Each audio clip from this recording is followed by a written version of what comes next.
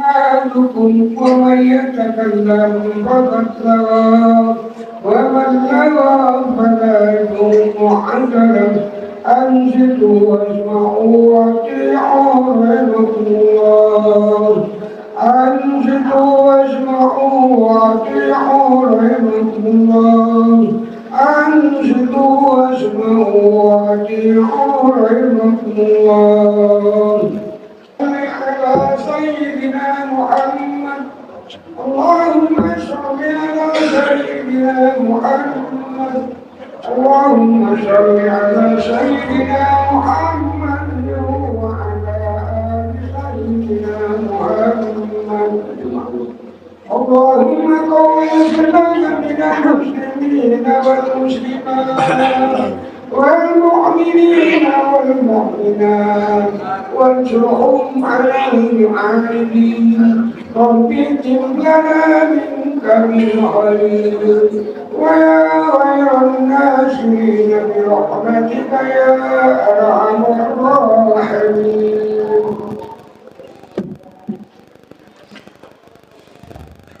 Assalamualaikum warahmatullahi wabarakatuh.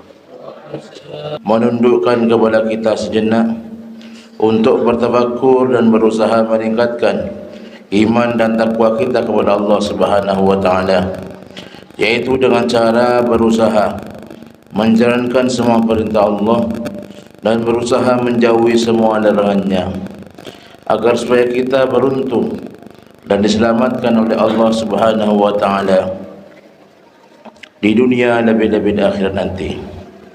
Ayyuhal hadirun rahimakumullah.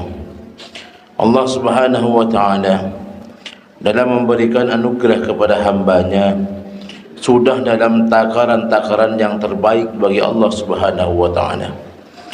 Takaran-takaran itu bersifat prerogatif dan tidak bisa diganggu-gugat dan tidak bisa diubah-ubah kecuali Allah sendiri yang berkehendak. Takaran-takaran itu bersifat unik dalam artian berbeda-beda takarannya antara satu dengan yang lain. Dan kita sebagai hamba tinggal qanaah menerima yang sedikit atau yang banyak, yang susah atau yang mudah dari anugerah Allah Subhanahu wa taala. Dituliskan dalam kitab Kifayatul Atqiya wa Minhajul Asfiya li Syekh Bakri bin Muhammad Syata' ad-Dimyati, al-qana'atu hiya ar-ridha bil yasir min al-'ata. Qana'ah adalah ridha dengan yang sedikit dari anugerah Allah Subhanahu wa taala. Sebuah hadis dari sahabat Jabir radhiyallahu taala anhu, an Rasulullah sallallahu alaihi wasallam annahu qala al-qana'atu kanzun la yafni. Qana'ah itu adalah gudangnya harta yang tidak bisa hancur. Mau apapun musibah yang menimpa, mau berapapun anugerah yang diterimanya dengan hati yang ridha dan senang. Karena itu semua anugerah dari Allah Subhanahu wa taala. Fokusnya bukan pada anugerahnya, tapi lebih kepada sang pemberi anugerah, yaitu Allah Subhanahu wa taala. Hanya orang yang tidak qanaah yang binasa dalam urusan sedikit atau banyak, urusan mudah atau susah, urusan berat atau ringan dan sebagainya. Sayyidina Umar bin Al-Khattab radhiyallahu ta'ala an berkata, la ubali asbahtu ala asirin am ala yasirin li'anni la adri ayyuhuma khairun li. Aku tidak peduli apa yang hendak diberikan Allah Subhanahu wa taala kepadaku besok, apakah sulit atau mudah, karena sungguh aku tidak tahu manakah yang terbaik buatku dari keduanya, yaitu sulit atau mudah itu. Ayyuhal hadirun rahimakumullah. Besar kecilnya anugerah Allah Subhanahu wa taala bukan karena proses mudah atau sulitnya pekerjaan kita, bukan karena ringan atau beratnya pekerjaan kita, tapi murni karena sudah ditakar oleh Allah Subhanahu wa taala. Bekerja saja yang terbaik dan maksimal, urusan hasil pasrahkan kepada Allah Subhanahu wa taala.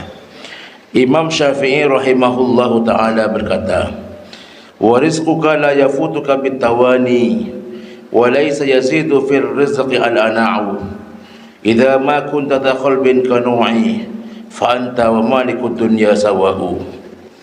Dan rezekimu tidak akan gagal kepadamu karena kamu terlambat. Demikian pula susah payahmu tidak bisa menambah rezekimu, karena rezeki itu adalah urusan garis dari Allah Subhanahu wa taala. Ketika kamu memiliki hati yang qanaah, hati yang menerima, maka kamu sama dengan rajanya dunia. Ayyuhal hadirun rahimakumullah. Lalu bagaimana agar kita memiliki hati yang qanaah? Dituliskan dalam kitab Hidayatul Adqiya li Syekh Zainuddin bin Ali Al-Ma'bari Al-Malibari. Wa qana' bi tarkil mushtaha wal fakhiri min mat'amin wa malabisin wa manazila. May yatluban ma laysa ya'nihi faqad fata alladhi ya'nihi min ghairi tila.